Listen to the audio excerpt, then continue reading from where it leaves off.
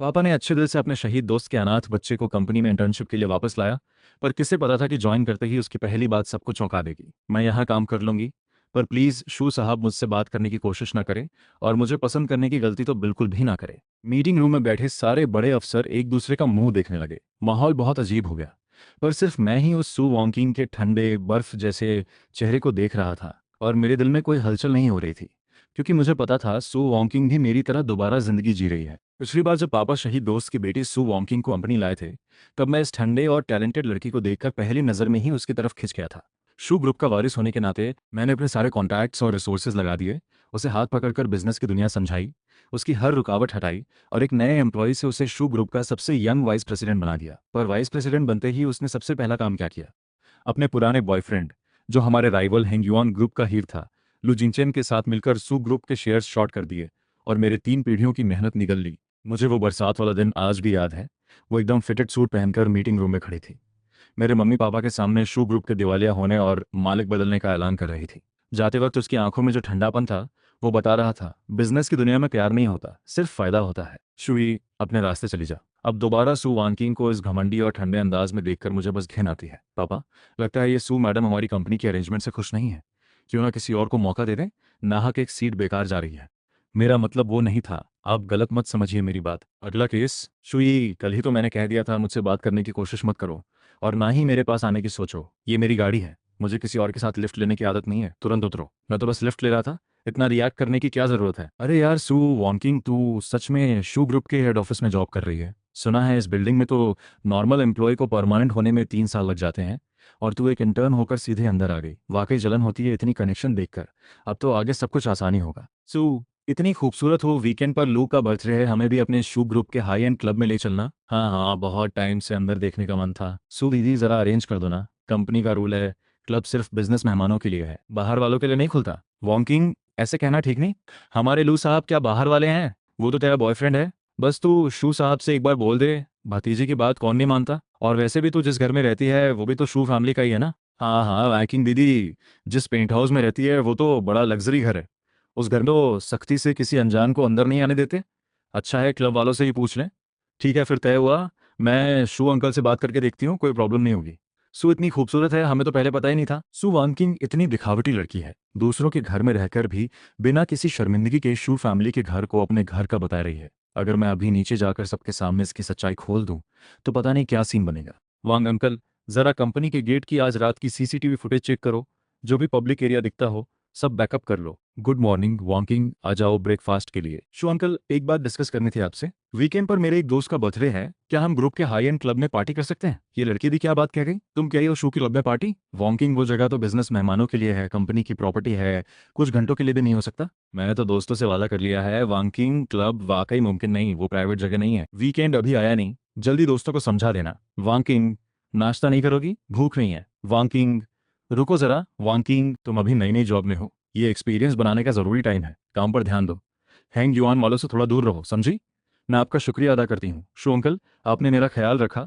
पर इसका मतलब ये नहीं कि आप मेरी पर्सनल लाइफ में दखल दें। शायद मुझे गाइडेंस चाहिए, पर हुक्म नहीं चाहिए। पापा, दूसरों की ज़िंदगी का रिस्पेक्ट कीजिए, मदद करने का सिंड्रोम छोड़ दीजिए। ये तो आपने ही मुझे पहले सिखाया था। शुई, तुम भी ताने मत मारो। मेरे पास पैसा है तो क्या, पैसे वाली ज़िंदगी भी मैं जी चुकी हूँ, कुछ खास नहीं है। इस बार मैं हार नहीं मानूंगी लुजिंचन। तू ये उम्मीद छोड़ दे, अगर ऐसा है तो तुम जॉब छोड़ क्यों नहीं देती? कॉम्पनसेशन कम नहीं मिलेगा, आज ही रिजाइन कर लो। मैं खुद एचआर से मल करने बोलता हूँ, तुम्हें मुझे निकालने का हक नहीं। शो अंकल ने मुझे इंटर्नशिप के लिए बुलाया था। एक और बंदा कम बोलो, जल्दी निकलो, वरना ऑफिस के लिए लेट हो जाओगे। अभी भी थोड़ा दिल में दया बची है इसके, लगता है थोड़ी और आग लगानी पड़ेगी। कल रात सु वांकिंग इतनी खूबसूरत लग रही थी, बिल्कुल परफेक्ट। वो मेरी जिंदगी का, दोनों जन्मों का सबसे बढ़िया गिफ्ट था। इस बार बर्थडे का गिफ्ट भी तुम लोगों को हमेशा याद रहेगा। हेलो पापा, मैंने आपके और कुछ सीनियर मैनेजर्स के लिए इस वीकेंड की विदेश दौरे की टिकट बुक कर दी है। प्रोजेक्ट की डिटेल्स मैंने आपकी ईमेल पर भेज दी है। हाँ, ये प्रोजेक्ट का फ्यूचर बहुत अच्छा है, आप खुद जाकर देख लीजिए। वैंग अंकल, इस वीकेंड पापा को विदेश जाना है, कुछ और सीनियर मैनेजर्स की टिकट बुक कर दो। ठीक है, मैं अभी लिस्ट बना लेता हूँ। मछली तो पानी में डाल दी गई है। सु वान किंग, मुझे निराश मत करना, मेरा पेट ठीक नहीं है, मैं आपके साथ दौरे पर नहीं जा सकती। इतना सीरियस है? डॉक्टर बुलाऊं क्या? नहीं, छोटी सी दिक्कत है, आराम कर लूंगी। आप अपना ट्रिप मिस मत कीजिए। मम्मी चली गई, अब स्टेज पूरी तरह तैयार है। हान चेन, दोपहर में बाहर मिलते हैं। सबको बुला लो, वही पुरानी जगह पर। शुई, बाहर क्यों खाना, तेरे घर के प्राइवेट शेफ का बनाया कैंटोनीज खाना तो कमाल का है। बाहर का माहौल अलग होता है। खाना खाकर मेरे ऑफिस चलते हैं बात करने। ये तो प्रोफेशनल मीटिंग जैसा है। यार लोगों देखो मुझे क्या मिला है। सु मैडम के दोस्त आपके ऑफिस में घुसे हैं, फाइल कैबिनेट चेक कर रहे हैं। रोकूं क्या? कोई बात नहीं, थोड़ा रिलैक्स होने दो, फाइल देख ही रहे हैं, कोई फर्क नहीं पड़ता। सु वानकिंग, मुझे निराश मत करना। यार लोगों खाना हो गया, मेरा ऑफिस तो ऊपर ही है।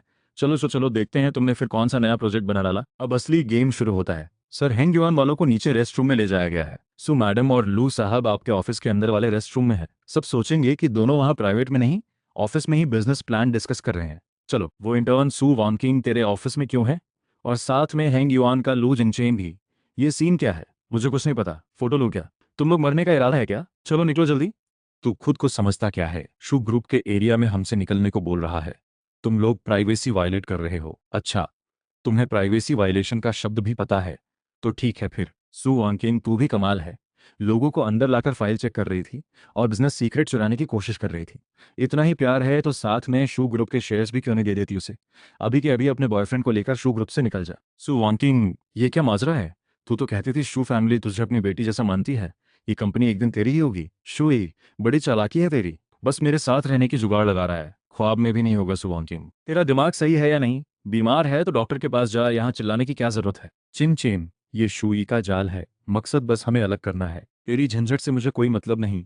निकल यहाँ से। शुई अपनी छोटी छोटी चालें बंद कर, ऐसे हमें अलग नहीं कर पाएगा। मैं तो कुत्ते के साथ भी रहूंगा पर तेरे साथ नहीं। सु मैडम, कौन सा आदमी उस लड़की को पसंद करेगा जो दूसरों के ऑफिस में ऐसा तमाशा करती है? यहाँ मोर की तरह नाचना बंद कर, अपने आप में खोई हुई। और सुन, तू तो शू फैमिली की सपोर्ट से पल रही शहीद की बेटी है ना? वाह, शहीद की बेटी। तो बाहर क्यों सब कह रहे हैं वो विदेश से पड़ा हुआ टैलेंट है? नहीं यार, मैंने तो उसे पिछली बार रोल्स रॉयस से उतरते देखा था। शुई की गाड़ी ही रोल्स रॉयस है ना? तो फिर इसकी हिम्मत कैसे हुई तेरे ऑफिस में इतना घमंड दिखाने की? उसके पापा ने मेरे पापा की जान बचाई थी। दोनों की दोस्ती अच्छी थी। ये विदेश से पढ़ाई करके आई थी, कहीं जाने की जगह नहीं थी। तो मेरे पापा ने अच्छे दिल से इसे कंपनी में इंटर्नशिप दिलवाई। इसी वजह से इसने गलतफहमी पाल ली कि मेरा इसमें इंटरेस्ट है, बेकार की बातें करती रहती है। शुई, तू झूठ बोल रहा है। हमेशा से तूने ही मेरे पीछे पड़ने की कोशिश की। टीवी सीरियल ज्यादा देखता है क्या? खुद को हीरोइन समझता है। निकलो, सब निकलो यहाँ से। अरे वाह, जरा देख तो लो ये किसकी कंपनी है और खुद को यहाँ का मालिक समझ रहा है। निकल। ये लड़की सच में हद पार कर गई। शुरुआत। सु वानकिंग, तूने शू फैमिली का जो कर्ज लिया है वो सब मैं धीरे धीरे वसूल करूंगा। मुझे कभी उम्मीद नहीं थी कि सु अंकल की बेटी ऐसी निकलेगी, लोगों को लाकर सीक्रेट फाइल चेक करवाती है। ये तो मेरी इज्जत को जमीन पर पटक रही है। जाने दो उसे। इस बात से पापा सच में गुस्सा हो गए। अच्छा है, अब मुझे भी झूठी बातें नहीं सुननी पड़ेंगी। तुम लोग मुझे अभी निकाल दो। 3 महीने बाद तुम सब घुटनों पर आकर भी मुझसे विनती करोगे, तब भी मैं वापस नहीं आऊंगी। मैं दिखा दूंगी असली विनर कौन है। मुझे लगभग पता है ये इतनी कॉन्फिडेंट क्यों है। आजकल बिजनेस वर्ल्ड में एक बड़ा टेंडर प्रोजेक्ट आ रहा है।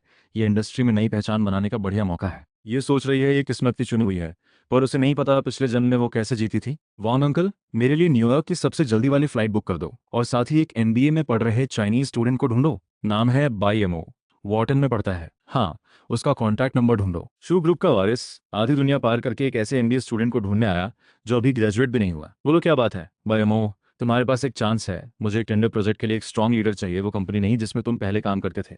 ये मेरी नई इन्वेस्टमेंट मैनेजमेंट कंपनी है। तुम्हें क्या पता है? मुझे पता है पिछले जन्म में तुम्हारी काबिलियत को नजरअंदाज किया गया था। पिछले जन्म में तुमने मुझे क्या दिया? Startup fund, independent decision power और एक फेयर प्लेटफॉर्म। कोई अंदर खाने का खेल नहीं, कोई कनेक्शन नहीं, सिर्फ काबिलियत की बात। डन। मुझे सिलेक्शन नोटिस क्यों नहीं मिली? रिव्यू तो टीम ने मिलकर तय की है। रिव्यू में कुछ गड़बड़ है, जरूर किसी ने हाथ मारा है। तुम्हारी क्वालिफिकेशन इस राउंड के लिए पूरी नहीं थी। शुई, तुम दोनों यहाँ क्या कर रहे हो? जरूर तुम्हें कोई गंदी चाल चली होगी लोमड़ी, मेरा प्रोजेक्ट लेने के लिए। हम सब तो दोबारा जन्म ले चुके हैं, अब सफेद फूल बनने का ड्रामा मत कर। पिछले जन्म में अगर शुई तुझे मदद ना करता तो तेरी कंडीशन से तू यहाँ आ ही नहीं पाती। तो तुम भी वाकई दोबारा जन्मी हो, इसलिए तुम्हें हमेशा से पता था। शुई, अभी भी मौका है, इसे भगा दो, फिर मैं तुम्हारे साथ रहूंगी। मैं तो तुम्हें ऊंचा उठा रही हूँ, अच्छे से सोच लो। पागल हो गए हो? चलो चलते हैं। सब्स, ये छोटा सा आर्टिकल बहुत चालाकी से लिखा गया है, सच्चाई को तोड़ मरोड़ कर, आधा सच आधा झूठ मिलाकर। सबसे खतरनाक बात यह है कि इसने खुद को परफेक्ट विक्टिम बना दिया है। एक बेसहारा अनाथ लड़की नेचुरली जनता की सिंपैथी की तरफ खड़ी है और तुम शू ग्रुप के वारिस होने के नाते नेचुरली विरोध वाली साइड में खड़े हो। मुझे पता है इसकी इस चाल में एक बड़ी कमजोरी है। एक बार इमेज टूट जाए तो फिर वापस उठने का कोई चांस नहीं बचता। प्रोजेक्ट का ध्यान तुम रखो, मैं अभी आया। पीआर डिपार्टमेंट ने स्टेटमेंट तैयार कर ली है। पहले फैक्ट्स क्लियर करने की सलाह है, साथ ही डिफेमेशन का केस करने का हक भी रखेंगे। और हमने प्लेटफॉर्म से कांटेक्ट किया है, ट्रेंडिंग टॉपिक हटाने की कोशिश कर रहे हैं। ट्रेंड हटाने से उल्टा नुकसान होगा, फिर लोग कहेंगे शुभ पैसे से मुंह बंद करवा रहा है। तुम लोग अभी स्टेटमेंट मत दो जल्दबाजी में, तुम क्या करने का सोच रहे हो? सु वांकिंग दुखड़ा रो रही है ना, तो मैं उसे थोड़ा और दुखी कर देता हूँ। सब अंकल लोग टेंशन मत लो, 24 घंटे के अंदर इस मामले में पूरा उल्टा मोड़ आएगा। शुई, तुम मेरे बेटे हो, मुझे तुम पर भरोसा है, पर यह मामला ग्रुप की इज्जत से जुड़ा है, मजाक नहीं है। तुम क्या करना चाहते हो? मैं रोकूंगा नहीं, पर अगर हालात बिगड़ गए तो मैं खुद संभालूंगा। हालात नहीं बिगड़ेंगे। सु वांकिंग सोशल मीडिया पर खेल इसलिए खेल रही है क्योंकि उसके पास अभी कोई बिजनेस कार्ड नहीं है, सिर्फ दुखड़ा सुनाकर सिंपैथी बटोर सकती है। पर इस स्ट्रैटेजी की कमजोरी यही है, इमेज टूटते ही फिर वापसी का चांस नहीं बचता। शू ग्रुप वही है जो रियल एस्टेट का बिजनेस करता है। इतना घटिया है ये, शहीद की बेटी को भी नहीं छोड़ रहे। इस फैमिली की तो इंसानियत कुत्ते खा गए। छोटी बहन, अपना ख्याल रखो, अगर हो सके तो पुलिस में कंप्लेंट करो। शू ग्रुप जैसी कंपनी होनी ही नहीं चाहिए। सब जल्दबाजी मत करो, असली नाटक तो अभी शुरू हुआ है। हाँ चेन, उस दिन तूने जो वीडियो शूट किया था वो पोस्ट कर दे। मैं तेरी इसी बात का इंतजार कर रहा था। अभी पोस्ट करो? नहीं, थोड़ा और सबूत इकट्ठा करो। पहले एक हल्की सी पोस्ट डालो, लोगों को थोड़ा गाली देने दो। जितनी ज्यादा गाली उतनी ज्यादा वायरल होगी। सु वॉन्किंग, ट्रेंड पर आना पसंद है ना? इस बार मैं तुझे पूरा ट्रेंड करवाऊंगा। वांग अंकल ने हेंग युआन की सीसीटीवी फुटेज मैनेज कर ली है। पार्किंग, लिफ्ट और लू जिंगचन के ऑफिस के बाहर के कॉरिडोर की सब मिल गई। और उस दिन कंपनी के गेट पर सु वॉन्किंग और लू जिंगचन के ग्रुप की बातचीत की फुटेज भी निकाल ली गई है। टाइमलाइन पूरी मैच हो रही है। सारा मटेरियल टाइमलाइन के हिसाब से आर्टिकल में डाल दो। टाइमलाइन के हिसाब से सजाओ, हर लाइन के साथ मैचिंग फोटो और कैप्शन लगाओ। आर्टिकल तैयार हो गया है। जैसा आपने कहा वैसे टाइमलाइन के हिसाब से सजाया है।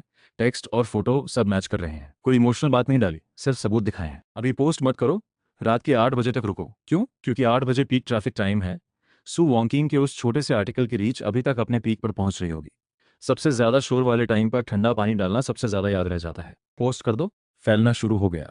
सोचा था उससे ज्यादा तेजी से फैल रहा है। सु वॉन्किंग, तो खुद को विक्टिम समझती है? अब पूरी दुनिया को पता चल गया कि असली चोर कौन है। चोर ही चोर चोर चिल्ला रहा है। बहुत सख्त हो गया ये तो। पहले तो कह रहे थे। सु वानकिंग ने आंखें बंद कर दी थीं। रुको, एक और खुलासा आ गया है। शू फैमिली के रिसोर्सेज का फायदा क्यों ना उठाऊं? शू ही तो एक बेवकूफ है, मेरी हर बात मानता है। शू फैमिली का बूढ़ा तो सबसे आसानी से बेवकूफ बनने वाला है, और शुई, वो तो दिमाग ना रखने वाला अमीर बाप का बेटा है, आराम से हैंडल हो जाता है। किसी ने सु वानकिंग के लिखे आर्टिकल और इन चैट स्क्रीनशॉट्स की टाइमलाइन मिलाई, और पता चला जिन तारीखों में सु वानकिंग ने हैरेसमेंट का दावा किया था, उन्हीं तारीखों में वो लू जिनचेन के साथ डेट पर थी। अभी सु वानकिंग का डबल फेस वाला टॉपिक ट्रेंड में दूसरे नंबर पर आ गया है। इसे ट्रेंड पसंद है ना, तो पूरा ट्रेंड करवा दो। इस बार तुमने बहुत अच्छा हैंडल किया, पर एक बात में कमी रह गई। तुमने सु वानकिंग की तबाही मचाने की ताकत को कम आंका। अगर इस बार तुम्हारे पास सीसीटीवी सबूत ना होते, तो सिर्फ बोलने से क्या कोई तुम्हारा भरोसा करता? नोट कर लिया पापा। और एक बात, लीगल टीम ने कल रात लॉयर लेटर तैयार किया था, सु वानकिंग को भेज दिया गया है। डिफेमेशन, रेप्यूटेशन डैमेज और बिजनेस सीक्रेट चुराने की कोशिश, ये 3 इल्जाम काफी होंगे उसे सबक सिखाने के लिए। पापा, सु वानचिंग के पापा ने आपकी जान बचाई थी, आपको सच में इतना सख्त होना पड़ा। ओल्ड सु मेरा साथी था और मेरी जान बचाने वाला भी। अगर वो जिंदा होता, मैं जान देकर भी उसका ये कर्ज चुका देता। पर उसकी बेटी वो नहीं है। जो कर्ज मुझ पर है वो ओल्ड सु की जान का है, सु वानचिंग का नहीं। उसने लिमिट क्रॉस कर दी, कंपनी की जड़ों पर वार किया। अब ये पर्सनल मामला नहीं रहा। एक खबर है जिसमें तुम्हारी दिलचस्पी हो सकती है। हेंग युआन वालों ने आज सुबह इंटरनल नोटिस निकाली है। सु वॉन्किंग की इंटर्नशिप ऑफिशियली कैंसिल कर दी गई है। साथ ही लू जिंगचेन ने हेंग युआन के ऑफिशियल अकाउंट से एक पब्लिक स्टेटमेंट दिया है। ऐसा अमीर बाप का बेटा मजा लेकर छोड़ देता है, इसके लिए पूरी बिजनेस वर्ल्ड से दुश्मनी क्यों मोल लेगा? और एक बात, मीडिया ने लू जिनचेन की सालों की गर्लफ्रेंड्स की लिस्ट भी निकाल दी है। मॉडल से लेकर इन्फ्लुएंसर, फिर अमीर घराने की लड़कियां, एक लंबी लिस्ट है। रिपोर्ट में कहा गया है, वीकेंड पर उसकी बर्थडे पार्टी हमेशा की तरह होगी, नई गर्लफ्रेंड के साथ आएगा। पूरी रिपोर्ट में कहीं सु वानकिंग का नाम तक नहीं है। सु वानकिंग, तुम सोचती हो ये दुनिया तुम्हारी बनाई हुई है, जब चाहो कीचड़ उछालो, जब चाहो सफाई दे दो, समझती हो सब लोग तुम्हारी कठपुतली है। सु वानकिंग, पिछले जन्म में तुम लू जिंगचेन के साथ आराम से आगे बढ़ती रही। इस जन्म में तुम उसके लिए लड़ी, उसके लिए अपने मददगार को धोखा दिया, उसके लिए पूरी बिजनेस वर्ल्ड से दुश्मनी मोल ली, और बदले में मिली एक ऐसी मोहब्बत जो पहचानती तक नहीं। ये तो बस शुरुआत है। तुम पर शू फैमिली का जो कर्ज है वो इससे कहीं ज्यादा है। किम चेन, मेरे पास अब कुछ नहीं बचा। शू फैमिली ने मुझे निकाल दिया, इंटरनेट पर सब मुझे गाली दे रहे हैं, लीगल टीम मुझ पर केस करने वाली है। मेरी मत करो, मैंने तुम्हारे लिए इतना किया, तुम्हें शो ग्रुप की सीक्रेट फाइल्स दिलवाई, तुम्हारे लिए शो फैमिली से दुश्मनी मोल ली। तुम मुझे यूं छोड़ नहीं सकते, मेरी मदद करो। सु वानकिंग, समझ जा, शू ये वो लड़का एक जाल बिछाया और तू उसमें कूद गई। लोगों को लेकर फाइल छानती फिर रही थी, वो भी सीसीटीवी में साफ साफ रिकॉर्ड हो गया। पता है हैंग यॉन के इन्वेस्टर्स मुझे कैसे देख रहे होंगे? तो तूने वो स्टेटमेंट क्यों दिया? नॉर्मल फ्रेंड्स वाली बात, जिनसे हम इतने टाइम से साथ हैं। वो क्राइसिस मैनेजमेंट था। अलग नहीं करूंगा तो क्या हैंग युआन को भी तेरे साथ बर्बाद होने दूं? और तो पूरी तरह बेकार भी नहीं है। 3 महीने बाद एक गवर्नमेंट टेंडर प्रोजेक्ट है, हैंग युआन उसे हर हाल में लेना चाहता है। तू इतने टाइम यू फैमिली के साथ रही है, उनके बिजनेस तरीके अच्छे से जानती होगी। तू हैंग युआन को ये प्रोजेक्ट जिताने में मदद कर, मैं तुझे जॉब दूंगा। प्रोजेक्ट डायरेक्टर, सैलरी 1 मिलियन सालाना। सच में? बिल्कुल। तू दूसरों से बेहतर शुई को जानती है। दुश्मन को पहचानना ही तो जीतने का राज है, और यही तेरा एक और मौका है वापसी का। ठीक है, मैं मदद करूंगी। यही तो असली सु वानकिंग है जिसे मैं जानता हूँ। शुई, तू सोचता है जीत गया? असली गेम तो अभी शुरू हुआ है। रिव्यू मीटिंग अगले महीने की 15 तारीख को है। तुम्हारा प्रोजेक्ट प्लान मैंने चौथी बार रिवाइज कर दिया है। डेटा मॉडल और रिस्क असेसमेंट सब चेक कर लिए हैं। एक और बात, हैंग युआन के अंदर के सोर्स से खबर आई है, सु वानकिंग हैंग युआन में ज्वाइन कर गई है। पोस्ट है प्रोजेक्ट डायरेक्टर, सीधे लू जिंगचेन को रिपोर्ट करेगी। लगता है लू जिंगचेन अभी भी हार मानने को तैयार नहीं। इस टाइम पर सु वानकिंग को हायर करना साफ बता रहा है। टारगेट यही टेंडर प्रोजेक्ट है। यही उम्मीद थी। उसके पास कोई और चारा नहीं। हैंग युआन ही उसकी आखिरी जगह है। वो हमारे बारे में बहुत कुछ जानता है, कोर डेटा तक उसका हाथ नहीं पहुंचा, पर business strategy, negotiation style, connections, ये सब उसे अच्छे से पता है। मुझे पता है, इसलिए इस बार कोई मौका नहीं देना है। अब वो लू जिंगचेन के साथ मिल गया है। टेंडर मीटिंग में तुमसे आखिरी जंग लड़ना चाहता है। उसे बड़ी बड़ी बातें करना पसंद है, तो मैं दिखाता हूँ उसे जीतने वाला राजा, हारने वाला भिखारी किसे कहते हैं। सु वानकिंग, पिछले जन्म में तुमने मेरे कनेक्शंस के भरोसे ये प्रोजेक्ट जीता। इस जन्म में तुम शुरुआती राउंड की क्वालिफिकेशन तक नहीं रख पाई। सोच रही हो हैंग युआन के भरोसे पलट सकोगी हालात? इस दुनिया का बस एक ही नियम है, जीतने वाला राजा, हारने वाला भिखारी। तुमने कहा असली नाटक शुरू हुआ है, तो चलो मैं भी तुम्हारा साथ देता हूँ आखिर तक। सर, जिसे ढूंढने बोला था वो मिल गया है। सु कियांग, सु वानकिंग के पापा का भाई। पापा की शहादत के बाद ये अंकल ही उसका सबसे करीबी रिश्तेदार बचा है। पिछले कई सालों से साउथ वेस्ट बॉर्डर एरिया में इधर उधर घूम रहा है। कभी कभी छोटा मोटा काम करता है, ज्यादातर टाइम जुए के अड्डे पर बिताता है। जब सु वानकिंग विदेश में सबसे मुश्किल टाइम से गुजर रही थी, तब इस अंकल ने एक फोन कॉल तक नहीं किया। पर जब मैं उससे मिलने गया, वो जुए के अड्डे के बाहर बैठा था। तुम्हारी भतीजी शू ग्रुप ने है सुनते ही उसकी आंखों में जो चमक आई, वो केयर नहीं, चालाकी थी। शायद उसे लगता है सु वानकिंग ऊंची शाख पर चढ़ गई है, तो वो भी अंकल होने के नाते कुछ फायदा उठा सकता है। उसे यहाँ ले आओ, कहना उसकी भतीजी को उसकी जरूरत है। समझ गया? तुम ही शू फैमिली के यंग मास्टर हो ना? मेरा नाम सु क्यांग है, वानकिंग का अंकल हूँ। उसके पापा जल्दी चले गए, तो एक अंकल होने के नाते मैं ही उसका सबसे करीबी रिश्तेदार हूँ। सुना है तुम्हारी फैमिली ने मेरी भतीजी को सपोर्ट किया, जॉब भी दी, रहने की जगह भी दी। इस अंकल के पास कुछ खास नहीं है, बस उससे मिलने आया और सामने से शुक्रिया कहने। अच्छा, तो आप सु अंकल हैं? हाँ, सु वानशिंग कुछ टाइम पहले कंपनी में इंटर्न थी, पर बाद में चली गई। कहाँ गई ये तो शायद आपको खुद उससे पूछना होगा। तुम्हारे शू फैमिली वालों ने ही तो सपोर्ट किया था, जॉब भी दी थी। अब क्यों निकाल दिया इसे? एक लड़की बाहर अकेली, कितना खतरनाक है ये। उसके पापा ने मरने से पहले मुझे उसकी जिम्मेदारी सौंपी थी। एक अंकल होने के नाते मैं यूं नजरअंदाज नहीं कर सकता। डिटेल्स के लिए आप उससे ही पूछ लीजिए। हमने बस उसे नॉर्मल तरीके से जॉब से निकाला। सेफ्टी में कोई प्रॉब्लम नहीं है। बस बस क्या है, मुझे पता है वो नई जॉब भी नहीं ढूंढ रही थी, बल्कि अपने बॉयफ्रेंड के साथ रह रही है। बॉयफ्रेंड? कौन सा बॉयफ्रेंड? उसके पापा नहीं है तो उसकी शादी की बात भी मुझे ही तय करनी है, एक अंकल होने के नाते। किसका बेटा है जिसने मेरी भतीजी को हाथ लगाने की हिम्मत की? मुझे वहां ले चलो। वांग अंकल, गाड़ी तैयार करो। सु वानकिंग, शु फैमिली का जो कर्ज है, अब चुकाने का टाइम आ गया है। ये बॉल स्टिक क्यों उठाई? रास्ता ठीक नहीं है। वॉकिंग स्टिक की तरह इस्तेमाल के लिए। तुम यहाँ कैसे आए? तेरी हिम्मत कैसे हुई मेरी भतीजी को हाथ लगाने की? उसके पापा नहीं है तो एक अंकल होने के नाते मैं उसके पापा की जगह तुझे सबक सिखाऊंगा। डॉक्टर, इसकी हालत कैसी है? पेशेंट के स्पाइन को गंभीर नुकसान हुआ है। वक्त पर ट्रीटमेंट होने से जान बच गई, पर हाई रिस्क बात है। बहुत मेहनत की आपने। मुकाबले में लगता है पिछले जन्म में मैं थोड़ा ज्यादा लकी थी। कम से कम जल्दी मर गई। सच बताऊं तो चाहती हूँ तुम कुछ और साल जियो, अगर हो सके तो 100 साल तक, चाहे मुझे ही पैसे लगाकर तुम्हारा इलाज करवाना पड़े। मम्मी जी, मेरी गलती नहीं, तुमने ही मेरे बेटे को बर्बाद किया। तू लोमड़ी नहीं तो और क्या है? मेरे बेटे को फंसाने वाली। तेरा अंकल ना आता तो मेरे बेटे को क्यों पीटता? वो सीढ़ी से नहीं गिरता। सब तेरी गलती है। तुझे मेरे बेटे से शादी करनी होगी, उसकी जिंदगी भर देखभाल करनी होगी। नहीं, मुझे काम करना है, बिजनेस बनाना है। मैं तुम्हारे साथ रहकर वो नहीं कर पाऊंगी। असल में कंपनी तक तो जा नहीं पा रहे। इस जन्म में तो कहीं नहीं भाग सकती। जिंदा है तो लू फैमिली की है, मरे तो लू फैमिली की भूत। शादी तो फ्रीडम का हक है, जबरदस्ती नहीं कर सकते। मैं शादी ना करूं तो पैसे दे दूंगी। मैंने हिसाब कर लिया है। पुलिस बुलाऊं क्या? शू फैमिली वाले कहाँ हैं? तुम लोगों ने हमारे बेटे को इतना बुरा हाल कर दिया, अब मुंह छुपा कर बैठे हो। तुम्हारे उस पाले हुए नमक हराम के अंकल ने मेरे बेटे को अपाहिज बना दिया। तुम शू फैमिली वालों ने भेड़िए को घर में घुसाया, हमारा पूरा परिवार बर्बाद कर दिया। आज से हमारा लू परिवार तुम्हारे शू परिवार का दुश्मन है। शुई, मैं तुम्हारी गर्लफ्रेंड बनने को तैयार हूँ। बस मेरी मदद करो, मेरे लिए 3 करोड़ का कंपेंसेशन दे दो। मैं जल्दी लौटा दूंगी। मैं तुम्हारी मदद क्यों करूं? और तू 3 करोड़ कहाँ से लौटाएगी? सपने से या धोखे से? जरूर तू है, जरूर तूने ही सब किया है। तू और लू जिनचिन मिलकर इस बात से इनकार कर रहे हो ना? तू मुझसे इतना प्यार करता था, पैसा तूने ही लू जिनचिन के साथ मिलकर बर्बाद किया। मेरे पूरे परिवार को बर्बाद कर दिया और अब मुझसे मदद की उम्मीद कर रही है। मुझे पहले से ही पता था। पहले ही दिन जब तू कंपनी में आई थी, तेरा रिएक्शन देखकर मुझे समझ आ गया था। क्योंकि तू भी दोबारा जन्मी है, तो हमें साथ मिलना चाहिए। साथ मिलकर सब कुछ भुला दें, नई जिंदगी शुरू करें। तुम्हें लगता है ये मुमकिन है? मुझसे गलती हुई। ये सब लू जिंगचन का प्लान था। और तू भी तो दोबारा जन्मा है ना। चलो मान लेते हैं वो सब हुआ ही नहीं। नई शुरुआत करते हैं, ठीक है? शुई, पिछले जन्म में सिर्फ शू ग्रुप को बर्बाद ही तो किया था, तो अभी भी तो अच्छे से जिंदा है। तो ये बात भुलाई क्यों नहीं जा सकती? भुलाई सू वन किंग, कुछ चीजें 10 बार दोबारा जीने पर भी नहीं भुलाई जाती। शू फैमिली का जो कर्ज तुझ पर है, वो नई शुरुआत की एक बात से खत्म नहीं होता। आने वाले दिन तू धीरे धीरे भुगत। सच कहूं तो थोड़ा नर्वस हूं। रिलैक्स रह। पिछले जन्म में तुझे सू वन किंग ने इसलिए दबाया था क्योंकि तेरी काबिलियत कम थी? नहीं, इसलिए क्योंकि उसके पीछे शू ग्रुप का पूरा सपोर्ट था। इस जन्म में ये सारी रुकावटें नहीं है। नॉर्मल परफॉर्म कर, वही काफ़ी है।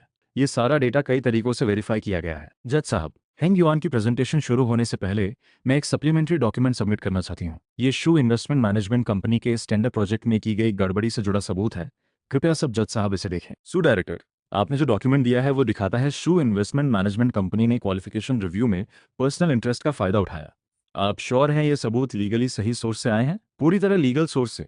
रिकॉर्डिंग भी सही चैनल से हासिल की गई है। सो डायरेक्टर, आपने जो सबूत दिए हैं वो सच में असली हैं, पर क्या आपने कुछ हिस्सा छिपा दिया है? सब जज साहब, मैंने रिव्यू ग्रुप लीडर को बाईएमओ की सिफारिश करने के तुरंत बाद ये लाइन भी कही थी, पर सब कुछ रिव्यू के स्टैंडर्ड के हिसाब से ही होगा। बाईएमओ की काबिलियत पर मुझे भरोसा है। सब कुछ पहले से तय है। इसका मतलब था बाईएमओ के सारे education certificate, work experience, project experience के सारे फेयर डॉक्यूमेंट्स पहले ही सबमिट हो चुके थे। ये दोनों सबूत जानबूझकर काटकर गलत मतलब निकालकर पेश किए गए हैं। मकसद सिर्फ रिव्यू मीटिंग में कंफ्यूजन पैदा करके रिव्यू को डिस्टर्ब करना था। मैं गवाही दे सकती हूँ। ये शू साहब की मुझे बाईएमओ की सिफारिश करते वक्त की पूरी रिकॉर्डिंग और ईमेल रिकॉर्ड है। सब जज साहब, कृपया इसे वेरीफाई करें। ये मुमकिन नहीं। तुमने ये सब कब तैयार किया? जिस दिन से तू शू ग्रुप छोड़कर गई थी, सू वांकिंग। तुझे लगता है मुझे नहीं पता तू हैंग युआन गई है? मुझे नहीं पता तू लू जिंगचेन के साथ शू ग्रुप के खिलाफ प्लान बना रही है? तुझे लगता है मैंने अंदाजा नहीं लगाया कि तुम रिव्यू मीटिंग में कोई गड़बड़ करोगे? पिछले जन्म में तूने इसी तरीके से शू ग्रुप की फाइल्स चुराकर लू जिंगचेन को बिडिंग में जीतने में मदद की थी। इस जन्म में तुझे लगता है मैं वही मौका फिर दूंगा? हेंग युआन ग्रुप ने प्रोसेस में जानबूझकर काटे गए झूठे सबूत पेश करके रिव्यू की निष्पक्षता को डिस्टर्ब करने की कोशिश की है। रिव्यू रूल्स के हिसाब से मैं हेंग युआन ग्रुप की इस टेंडर में क्वालिफिकेशन कैंसिल करने का ऐलान करता हूं। सब जज साहब का धन्यवाद। अब मैं ऑफिशियली शू इन्वेस्टमेंट मैनेजमेंट कंपनी का फाइनल प्लान सबमिट करूंगा। सू वांटिंग, पिछले जन्म में तूने मेरे कनेक्शंस के भरोसे ये प्रोजेक्ट जीता था। इस जन्म में कोई अंदर खाने का खेल नहीं, सिर्फ काबिलियत की बात। ईमानदारी से जीत, ये तो बिजनेस वर्ल्ड का असली रूप है। सो मैडम, सुना है आप पहले शू ग्रुप में थी। इतनी बड़ी कंपनी में अब इस हाल में कैसे आ गई? लियो साहब, पुरानी बातों को छोड़िए। आपने जिस प्रोजेक्ट की बात की वो प्रोजेक्ट वाली बात सॉर्ट हो जाएगी। पर सू मैडम इतनी खूबसूरत हैं, कोई भी प्रोजेक्ट मिल सकता है। बस थोड़ा माहौल बनाना आना चाहिए। लियो साहब की नज़र में आना मेरे लिए इज्जत की बात है। यही तो सही बात है। स्मार्ट लोग हालात के हिसाब से चलते हैं। सू वांकिंग मैडम, पता है मैं अपने पति से अलग क्यों रहती हूँ? क्योंकि उन्हें, मेरे पति को लास्ट स्टेज बीमारी है, ज़्यादा दिन नहीं बचे। मैं 3 साल से अलग रह रही हूँ, बस उनकी मौत का इंतज़ार करने के लिए। जब वो चले जाएंगे तो सारी प्रॉपर्टी मेरी होगी। तो खुद ख्याल रख। पहले तो खुद डॉक्टर के पास जा। सब तेरी वजह से है। बाई एमओ, तूने मेरा प्रोजेक्ट छीना, मेरी जिंदगी छीनी। बाई एमओ, सच में बाई एमओ? मैंने आपको मैगजीन में देखा था। फोटो खिंचवा सकते हैं क्या? आपके बिजनेस केस स्टडीज हमारी कंपनी में इंटरनली पढ़ाई जाती हैं। कुछ खास नहीं है, बस एक प्रोजेक्ट किया है। ऐसा भी क्या सक्सेस मिली? कौन है ये? पागल है क्या? मैं बिजनेस वर्ल्ड की लीजेंड हूँ, तुम सब बेकार हो। बाय। चलो, यहाँ के लोग संभाल लेंगे। शू मैडम फिर से लू साहब को देखने आई। लू साहब की हालत में अच्छा सुधार हो रहा है, वो भी आपकी देखभाल की वजह से। शू मैडम, माफ़ी चाहूँगा, ये 2 दिन थोड़ा बिजी था। लू साहब को नहलाना भूल गया। मैं अभी कोई भेजता हूँ। कोई बात नहीं, आप लोगों की भी मुश्किल है। हमारी शू मैडम बहुत अच्छे दिल की हैं। इसके मम्मी पापा तक इसे देखने नहीं आते। शू मैडम अपने पैसे से इसे यहाँ भेजती हैं। सच में जीती जागती देवी हैं, दिल से ख्याल रखने वाली। अगर मुझे नहीं पता होता ये जगह बस पैसे लेती है, काम नहीं करती, सिर्फ जिंदा रखने की गारंटी देती है, अच्छे रहने की नहीं, तो मैं लू जिंगचेन को यहाँ क्यों भेजती? सु मैडम अपने पुराने घर लौट के अकेली और बेसहारा हो गईं। कुछ ही दिनों में बीमार पड़ गईं। कोई देखभाल करने वाला नहीं था, इसलिए यहाँ भेज दी गईं। जब भेजा गया तब बीमारी लास्ट स्टेज में थी। डॉक्टर कहते हैं ज़्यादा दिन नहीं बचे। सु वांगचिन, पिछले जन्म में तो शू ग्रुप के मीटिंग रूम में मेरे मम्मी पापा के सामने शू ग्रुप के दिवालिया होने और मालिक बदलने का ऐलान करती थी। तू कहती थी बिजनेस वर्ल्ड में प्यार नहीं होता, सिर्फ फायदा होता है। इस जन्म में फायदा खत्म हो गया, प्यार भी नहीं बचा, बस ये हॉस्पिटल का कमरा बचा है। कर्म का चक्र है, ये सब तेरा हक है। अब हम बुलाते हैं इस साल की बिजनेस लीडर। भाई एमओ मैडम को स्टेज पर आकर बात कहने के लिए। सब जज साहब का शुक्रिया, टीम का शुक्रिया, पार्टनर्स का शुक्रिया। मुझे इजाज़त दीजिए, मैं यहाँ अपने पार्टनर शुई साहब को प्रपोज करना चाहती हूँ। इंटरनेट पर मर्जर प्लान रिसर्च करो। पिछले जन्म में मैंने सब कुछ दे दिया था और बदले में मिला था धोखा। इस जन्म में मैं हर कदम सोच समझ कर चली, बदले की भावना से, पर अचानक मुझे मिल गया वो इंसान। भाई एमओ मेरी कोई चाल नहीं, मेरा कोई टूल नहीं, वो मेरा हमसफ़र है, मेरे साथ चलने वाला। बाकी की ज़िंदगी अभी बहुत बाकी है। आगे चाहे कितना भी दर्द आए, हम साथ मिलकर हर चीज का सामना करेंगे। हम अपनी खुद की बिजनेस एम्पायर बनाएंगे। सपने जैसा लगता है। कौन सा सपना? दोबारा जन्म लेने वाला सपना। जब तुमने मुझे ढूंढा था, मुझे लगा तुम पागल हो गए हो। शू ग्रुप का वारिस आधी दुनिया पार करके एक ऐसे एमबीए स्टूडेंट को ढूंढने आया जो ग्रेजुएट भी नहीं हुआ और सीधे प्रोजेक्ट लीड करने बोला। उस वक्त तुम सच में पागल थे क्या? शायद, पर मेरा दांव सही निकला। शुई, कभी कभी तुम्हें समझना बहुत मुश्किल होता है। तुम हर काम ऐसे करते हो जैसे पहले से प्लान किया हो। तुम्हारी मुस्कान भी स्क्रिप्ट से निकली हुई लगती है, पर अभी की ये मुस्कान असली है। भाई एमो, तुम्हें नहीं पता, तुमसे मिलना मेरी जिंदगी का, 2 जन्मों का इकलौता ऐसा पल है जो मैंने कभी हिसाब लगाकर नहीं किया।